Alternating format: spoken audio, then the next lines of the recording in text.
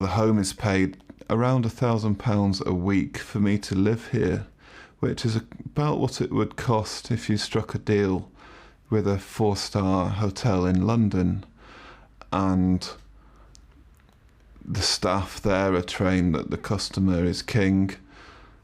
That doesn't always seem to be the way that I'm treated in residential care.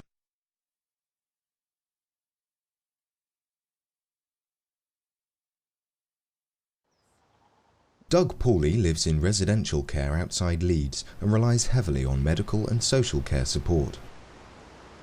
I've got problems with my autonomic nervous system. It affects my ability to maintain a normal blood pressure. I've got a tendency to pass out quite a lot, and also I've had a stroke. Doug wasn't always disabled. He was an opinionated teenager and as a young man a self-confessed anarchic squatter. He enjoyed his alternative lifestyle.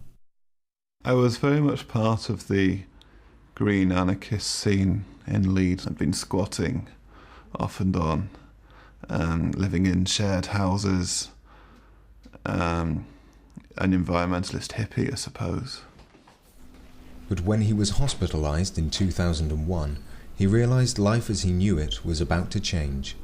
The hospital decided that I was no longer allowed to stand up because of health and safety considerations, in case I fell over and hurt myself or hurt somebody else.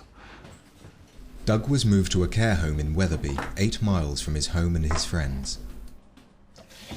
I was forced to move to a town where I knew nobody, and into a situation where I was reliant on other people fully for many aspects of my daily life, which was new to me. I had to consider very carefully how and when to come out when I moved into residential care. Constantly throughout your life, you're meeting new people, and you have to make a continual assessment as to how and when to tell people. There's a high turnover of staff within the home, so it's not a coming out once in residential care and then it's done with, if you like. These people are responsible for so many of your everyday kind of tasks and for so much of your life. The potential impact of getting a negative reaction can be huge. I mean, most of this staff haven't had any form of issue with it. I've had the occasional member of staff who've objected on fundamentalist Christian policies. Well, not really objected, but have made it clear that they feel that it's wrong to be gay. There was one point where management raised an issue. They were concerned about the ability of other residents to be able to cope with the fact that I might be gay, and asked me to keep quiet around other residents, which felt a little wrong, really. When I was living more independently than I am now, I was able to have other relationships and meet other gay people. When I moved to residential care, that all had to stop, because in this small town in which I live, there isn't really a gay scene or a gay community. It felt like I became quite cut off, really, from my existing links, and that included the gay community, such as it was.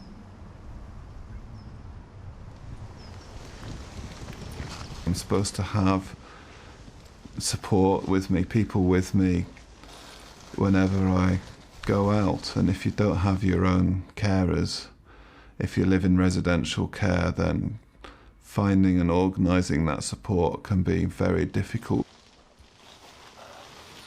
Also, the home made a judgment that some of the places that I wanted to go, it wasn't appropriate to send staff with me, There was one occasion in particular where I wanted to go to a techno rave in Leeds, and we took the staff, but they said that they weren't prepared to take me again.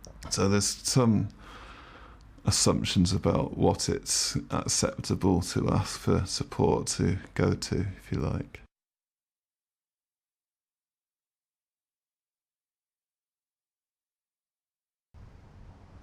Doug believes that a cultural shift in attitudes towards LGBT people in care is vital.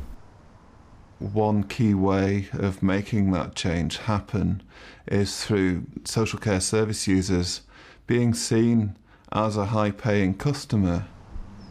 Doug thinks he and other LGBT people like him could benefit from direct payments. If you have your own budget, you can choose who provides your support.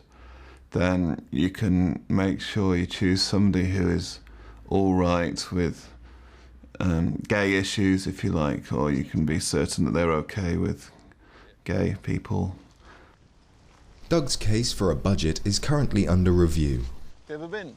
Direct payments and individualised budgets are one part of the answer in looking at driving change towards more person-centred, appropriate care, but they are only one part of it.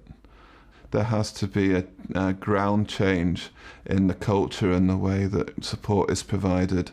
It's a case of forcing the organisations to make the cultural changes such that they actually conform to them. There is a huge inbuilt existing momentum of institutionalisation and low expectations for people's life, and the one-size-fits-all approach to care and poor assumptions as to what's acceptable quality of life for social care service users, and that people are burdens that they've got no benefit to give, which has to change. But it's a slow and difficult process. It's quite depressing, really. I've depressed myself now.